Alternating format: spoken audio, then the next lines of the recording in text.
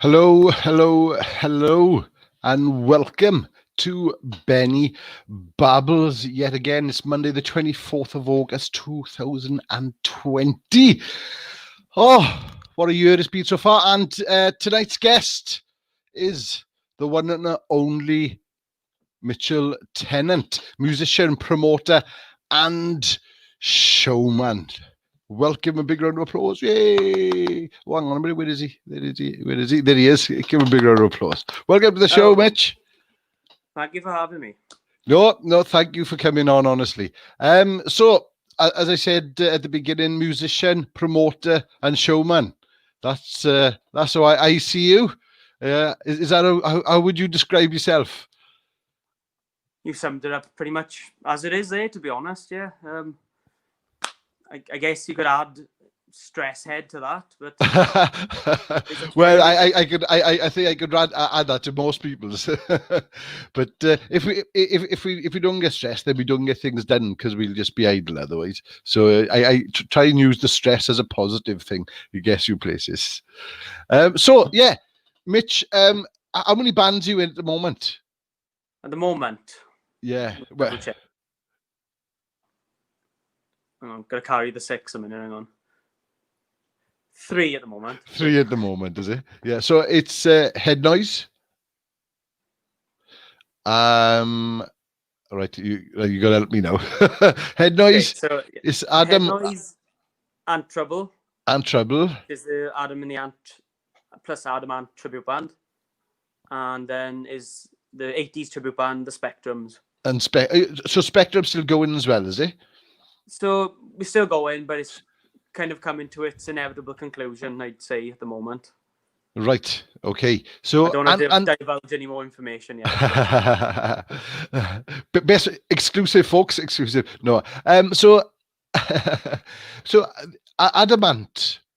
I can see there's a poster up behind you as well. Was that Adam? It's the one that you did. That's it. Adamant. So obviously, a fan in the first place. So what made you think, I know, I'm gonna go out and be adamant? Well, with the Spectrums, we were trying to do a lot of, we were an 80s cover band, but it was more of the new wave sort of style of the 80s. So we weren't doing stuff like Wham and like what's her face? Who sang Girls Just Wanna Have Fun? Cyndi Lauper. It wasn't the really poppy side of the 80s. We're trying to go more towards the electronic and the punk. Yeah. But then the pop started creeping in, and we started doing a mix of the both.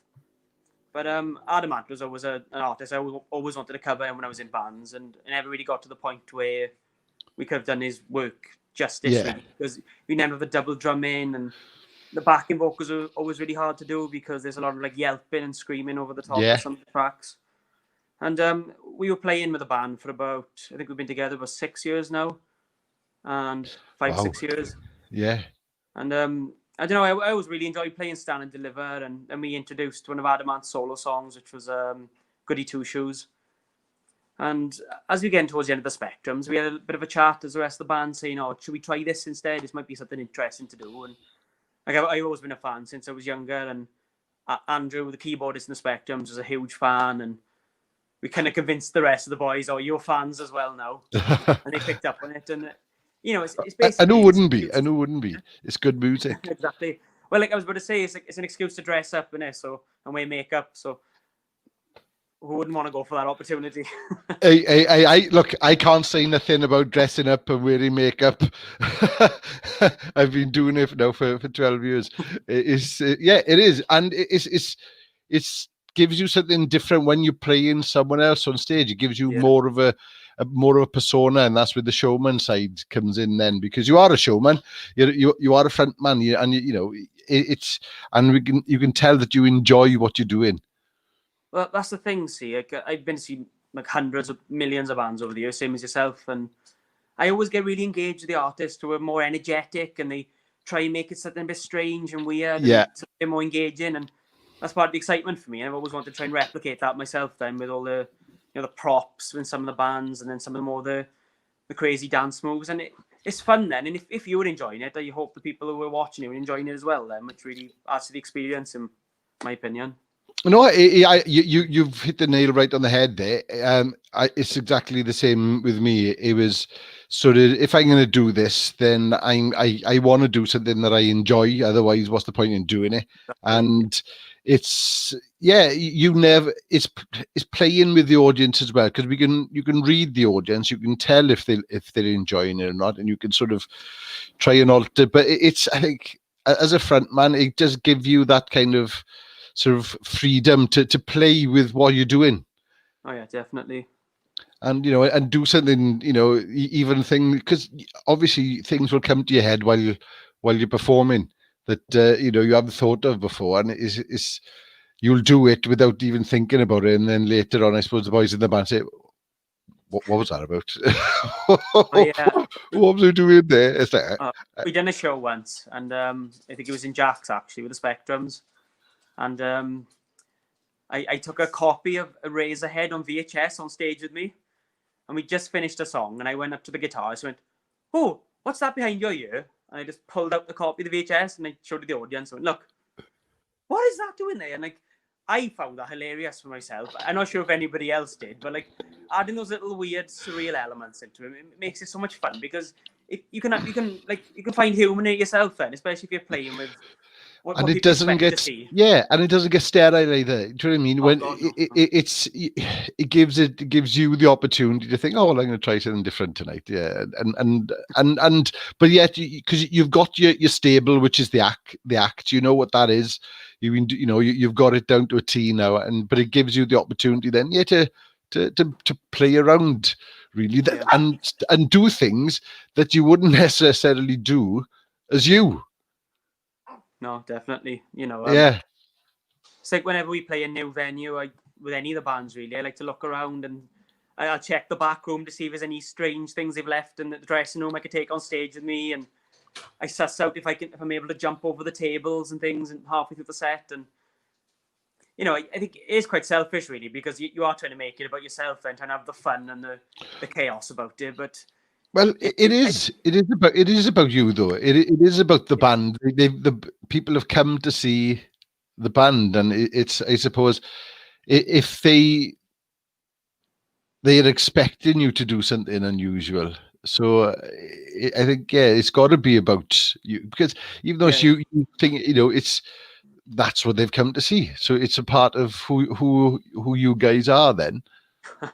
I remember once, it was years ago, I went to see the Cooks playing in Cardiff before they were big. And I was looking on the stage, and there was like a robot toy or something on top of the amp. And I remember I didn't really enjoy the band that much, but all the way through the entire gig, I was hoping that he'd do something with the robot. Because they must have played about a 45-minute set, and I was staring at this robot thinking, oh, please throw it in the audience or destroy it. Bring it into the show, make it into a show. Because they didn't do anything, I got so disappointed. And I always remembered that, thinking that you got so much, because you got people looking at you. Do something creative and fun, make it something interesting. Yeah, because even if it is breaking a toy robot. Yeah, because even though it's people have come to see the music, but it's more than that. Especially with a band like Head Noise and the Adamant, they're not just they shows. What you put on an entertainment show, and seeing it live is a spectacle. It really is. You know what I mean? But it is, what are they going to do now? It is one of those kind of things, and that's why you've got the following you have, really, is because it's sort of, it's different. I've got to see, like you said, as you said earlier, I've got to see millions of bands that I love, but I've gone to see them live, and I've felt a bit disappointed because it's like, oh, right, okay, yeah, you do live, but I could have watched a DVD for exactly the same thing. Really, there was no quite strange most of the interaction with the audience. So when you watch bands, sometimes that's the thing. People say you're watching a band, you're not really watching them, you're listening to them, because they are performing in a way, they are playing their instruments and that. But like, you look at bands like the Aquabats then, or like Iggy Pop, and then they're doing so much more to make sure that audience is entertained, rather than just playing the music. And some artists, they have to just play the music because it's part of what they do, like bands like Sigur Rós and Editors and that. You know, you don't expect them to jump around. Yeah. But I've always been inclined to enjoy the ones who try to put more effort into it and make it more like a theatre performance rather than just the music side of it. Yeah, totally. I totally agree. I'm in the same band as you there. Let's start a new band. It is about entertainment. It's everything I've ever done. It really is about is the music is there as a part of it, but it's a pantomime really. Oh yeah, well, Adamant, exactly. That's basically pantomime pop, isn't it? Yeah.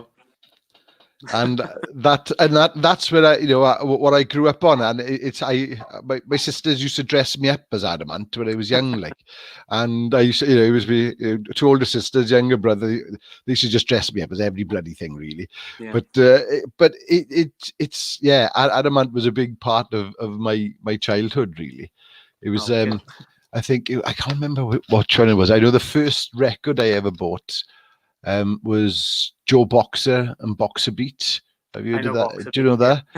First song I ever bought, that I ever purchased out of my own money was that, and it was between that and I think it was an Adamant single. And my sister had the Adamant, and I was like, well, I can listen to hers. Like, I'll buy. So I bought the Joe Boxer, and it's still one of my favorite songs, even now. Like, someone asked us to play that once. Well, Eggy had just messaged us and said, oh no, it's not. I assume he's talking about us saying that pantomime. This is a pantomime. Thanks for tuning in, Egg. We have got a few viewers, so we're not just talking to ourselves. There are people watching. Thank you all. Thank you for watching. So head noise. Yeah. To tell the viewers a little bit about head noise, because again, it is something, and it as you said, it's a pantomime, but it's a show. It's not just music. When they come and see you, what they're getting is a show. How much of it is choreographed and how much of it is ad-libbed? Well, to be honest, I think it all started off being ad-libbed.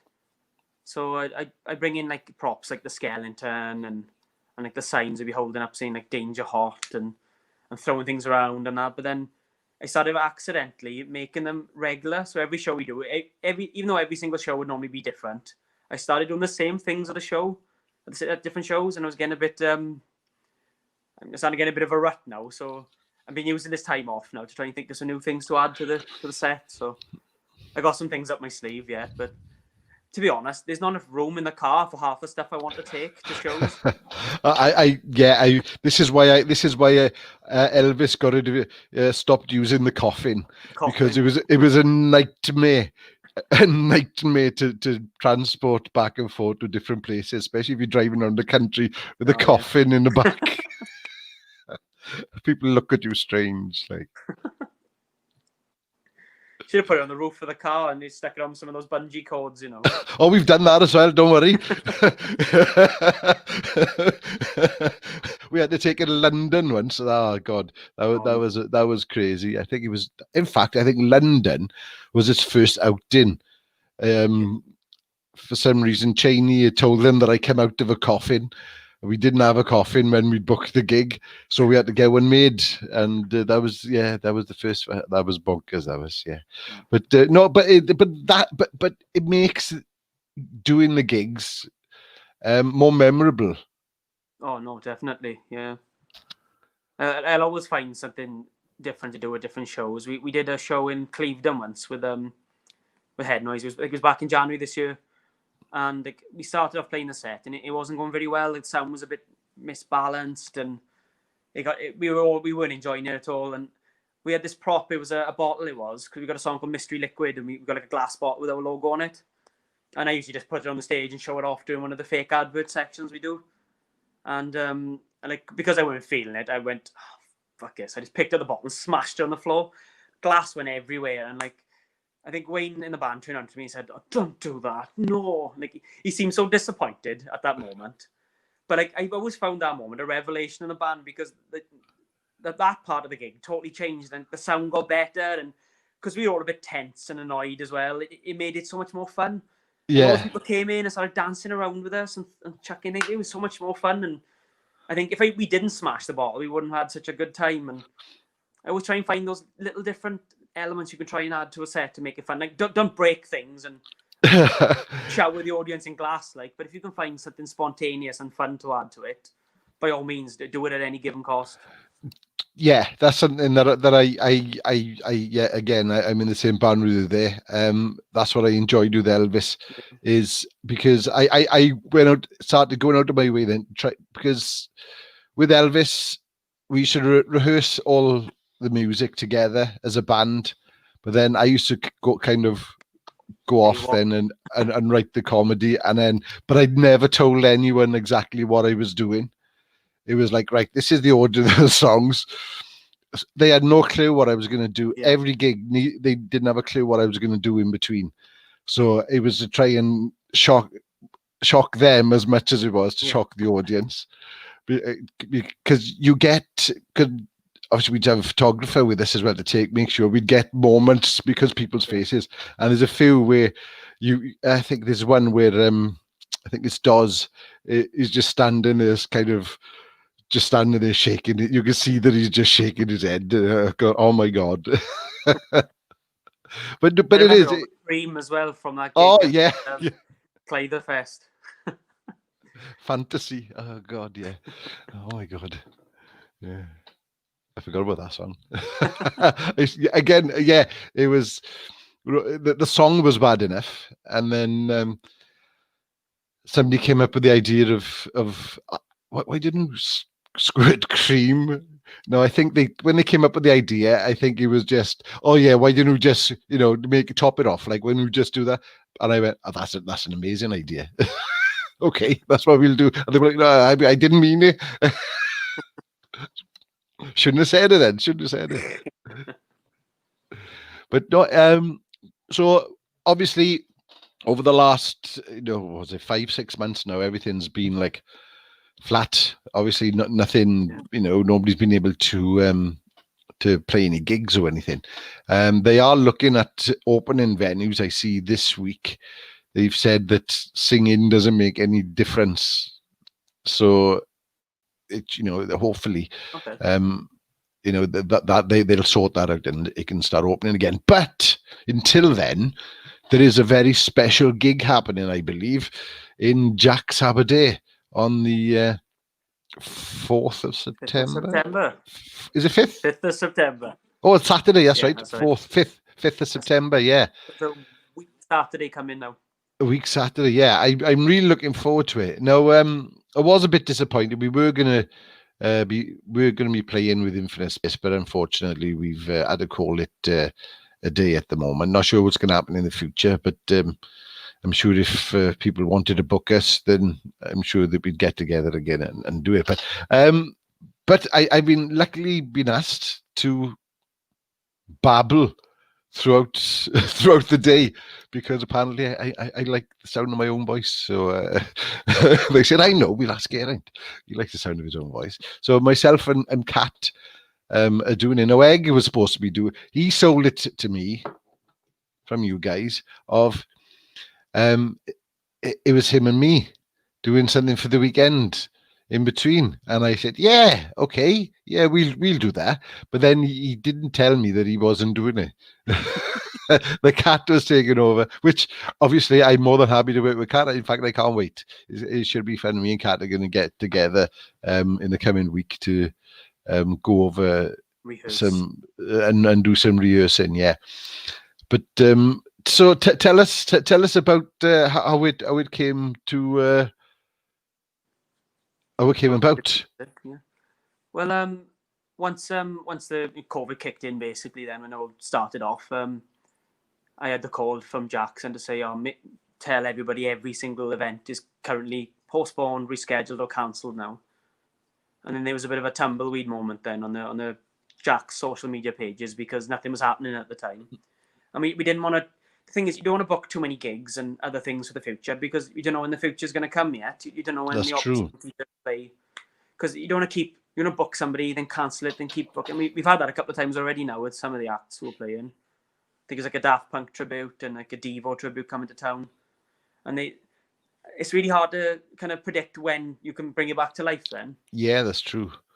So I think everybody who was involved with Jax at the time just went off and did their own thing then, while the page is on kind of null and void.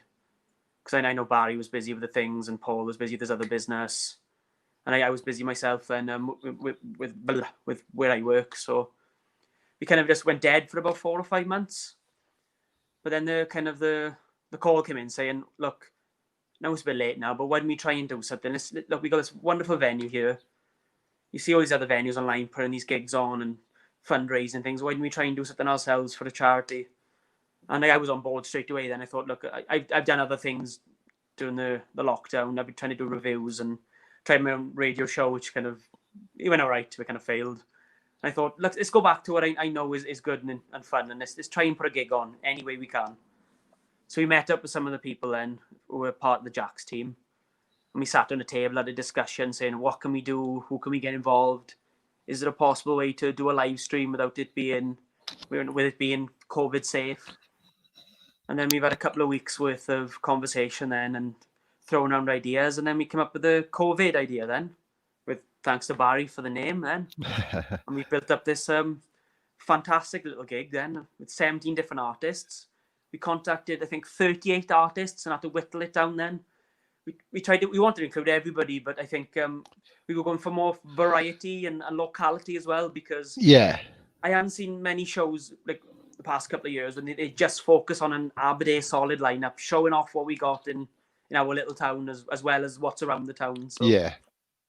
So we're going to try and show off what Aberdeen's got to offer first, and hopefully open it out then to Mountain Ash and, I don't know, Neath, come day. No, you never know. Yeah. Because even when the sort of, we're allowed back in and gigs are happening again, this could still be a regular, not so much regular, but a sort of couple of times a year is putting on something like that for people, because it's a good advertising tool for them to look, come to Jax. This is the kind of music we have here. Like, there's a wide around. So it's a good promotional tool in the future as well, and doing some some live stuff from Jax, which I know we and Barry have spoke about before with Dapper. No, that's gorgeous. That is. To be honest, I can't get it off me half the time. I've got a cat who he's out at the moment, thankfully, because I love him dearly, but he likes to attack me when I'm doing podcasts. He does, because I'm not taking any notice of him. He actually attacks me. What's his name? Oh, Lexi and him is. Oh, it's a good Lexi. Yeah. I'm loving her tongue. I'm loving that. I can't tell if she's terrified or confused. She's just kind of staring into space. Well, I'd be terrified if I was looking at me. Well, I am terrified every day that's why I didn't look in mirrors anymore. So 17 bands, like you said, is the cream of the crop really of Aberdeen, and it's. I'm not going to list off anyone who's playing. If they want to find out, then they need to go over to the Jax page. I know there's going to be some videos being released over the coming weeks, leading up to the gig. So I'm looking forward to seeing them. And but yeah, that's I'm looking forward to the whole day. And there's a lot of people that have got involved, and yeah.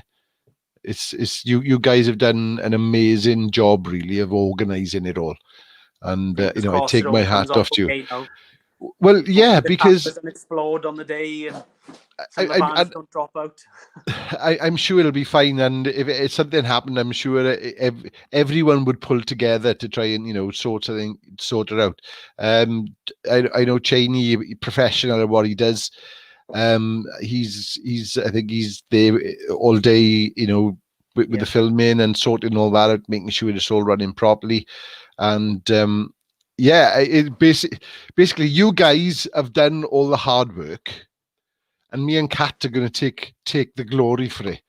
So that sounds wonderful to me, because we you've you've asked us to be the faces of the whole event, and again I thank you all for even thinking of us to put us through. I know Kat's the same. She was like, "Why would they want us?" I said, "I don't know." I said nobody else is mad enough to do it, so it got to be us now. So, but no, I'm really looking forward to the day. It's something I've done similar things. Yeah. But I've done live like we are now, and radio, things like that. But it's a different kettle of fish doing live TV. So to be honest, I've got a bit of butterflies in the belly already. But I'm just looking forward to it, because it's going to be a full fun day for everyone really that's taking part. So are you playing? I know you're playing once. Are you playing twice, or? No, just once this time, yeah. And that's head noise. That's the head noise, yeah.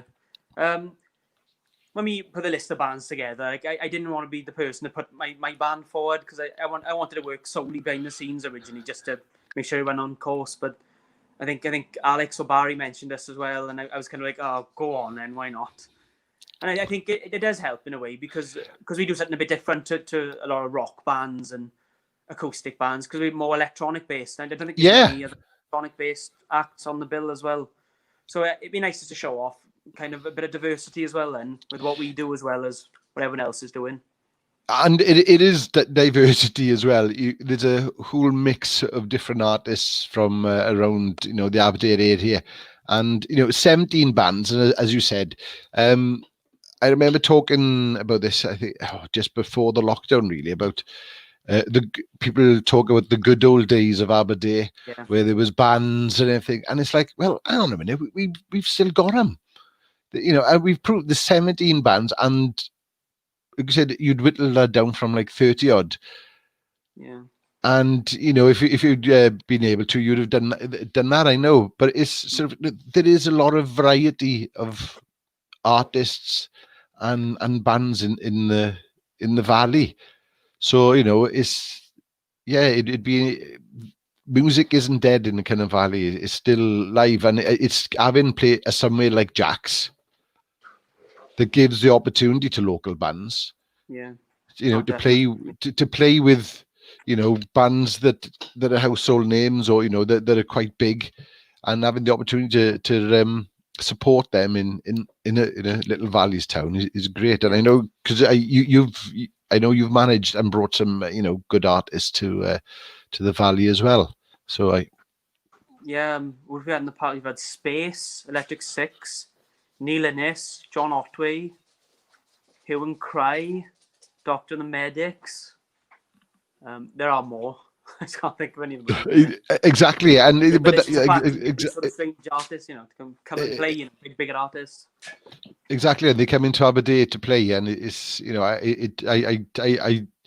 I take my hat off to the whole crew, for pulling these things together. It's I know it's a big ask sometimes to ask a promoter. Excuse me, would you like to bring your quite well-known artists to a small valleys town, and I know convincing them to do it. And and they've come back as well. That's the bad thing. They've come back, so it shows, the support that's there. One of the best things is when you see like a tour poster and it says Glasgow, London, Belfast, Aberdeen. Yeah, I think the Hue and Cry one was a funny one when I looked at that. It was all these big, and then Aberdeen. So Aberdeen has always been, even when I was young, it's always been a musical town. Yeah. It's always been a musical town. And okay, as times have changed, things have closed down. But I think that's everywhere, isn't it? Really. Yeah. But I think having somewhere like Jack's and people like yourself that organise gigs in Aberdeen is it's amazing. That's what keeps it alive. because definitely. otherwise we'd all just be playing up the shed, and that's all we'd be playing. But no, it is great to have somewhere like Jack's to go to on your doorstep. You don't have to go to Cardiff. Good music venue No, right no, on your doorstep there with amazing artists. I was you went to see them in the Glee Electric Six in the Glee Club, didn't you? no, it was the first time I ever saw Electric Six was in Aberdeen, I think. Was it? I thought I see. I'm convinced that I seen them. I'd seen them in the Glee Club. I think it was about 2 years before, and I was convinced. Mind you, I was drunk.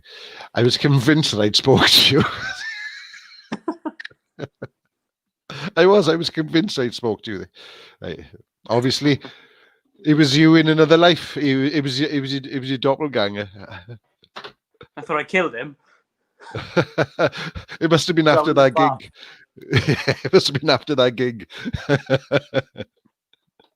So what does the future hold for Mitch? What's obviously you're doing the band, you're doing your bands, but I you're the kind of person that I feel has always got some sort of creative thing that you want to achieve.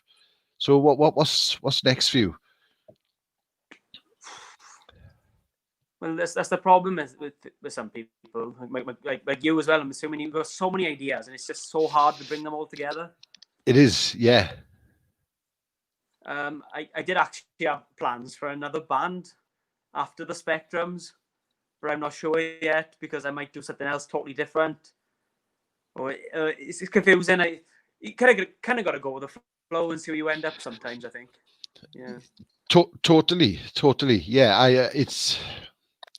It's point me in a direction and let me see what happens. Is sometimes the only way I've gone forward. Just I'm not really sure. I got an idea. I'm not sure, what you. So I'll put a few feelers out and try things, and yes, it's whichever one then is sort of I fall into. But and yeah, it's and I suppose it's been hard over the last month or so because it has sort of strangled us. Have you been writing or being creative of any sort? So I tried a radio show first, focusing mainly on electronic music, more like poppy and new wavy stuff. But I've never done radio before, and I was struggling. I found it very difficult to try and find things to say and to keep going and making interesting every week. Yeah. But I think that's part of the fun, trying to find out if you can do these things as well. Because if you can, you're getting better, keep at it. But if you're dwindling, maybe try and find something else you find interesting and you're good at then. Yeah, it is learn as long as you learn from. It's like, all right, okay, I didn't do. I've done loads of I've tried loads of things, and I don't say. I used to think of it. Oh, I failed at that. I used to have that kind of mindset, but now my mindset is no. I haven't failed at it. I had a go, but I've learned something. The first thing I've learned is I can't do it. The second thing, but you learn something from it, and we can take that on then to the next thing, and that's. Being a creative, people don't quite understand the way we think because we got a different thought process behind this. So when you tell people, what are you doing? And they're like, yeah, okay, all right. So they look at us strange.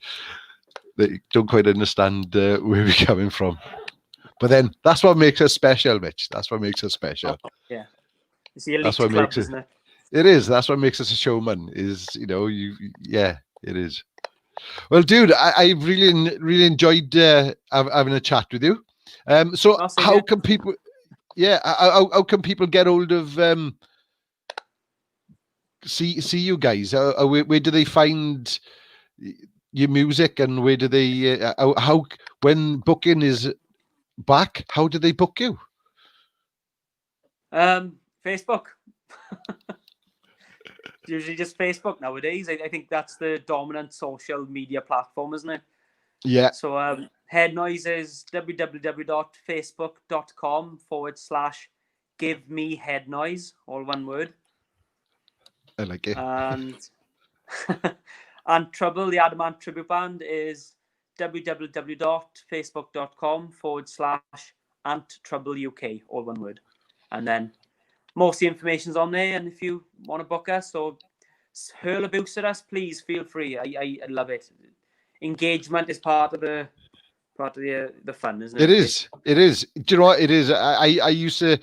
Someone used to say to me, "Oh, that they should get a lot of stick." As you know, Elvis had a lot of stick over the years because of cooking burgers and those death threats and everything. But no publicity is bad publicity. If they're talking about you, you're doing something right. And it is, as long as they're talking about you. The other day, I found a bad review the other day from when we played with Wolf Alice in the Mooney Arts Centre with Head Noise. And I hadn't seen it, so I only found it 2 days ago because it was like 3 years since we did the show, and I thought I'd do a little post about it. And I was watching it, and they were comparing me to the Goonies. And I was the way they wrote it, I was comparing me to. I haven't seen the Goonies, but I know that one character who eats the Charleston chews. Oh, right, Chunk. Looking. Oh, yeah, I know which one you mean. Yeah. Oh my God, flattering. But like, if I saw that review at the time, I would have been upset. But like, I looked and I could have laughed and found it funny because obviously people are gonna have different opinions about what you do. I found the humor in it now, but I think back then, if I saw that, I might have been a bit upset because that's the thing. Sometimes these things they develop over time. Then, and if you don't take things to heart, then it ends up being just a bit of Well, and it stops us going forward because we stop doing what we enjoy doing just because somebody else doesn't enjoy it.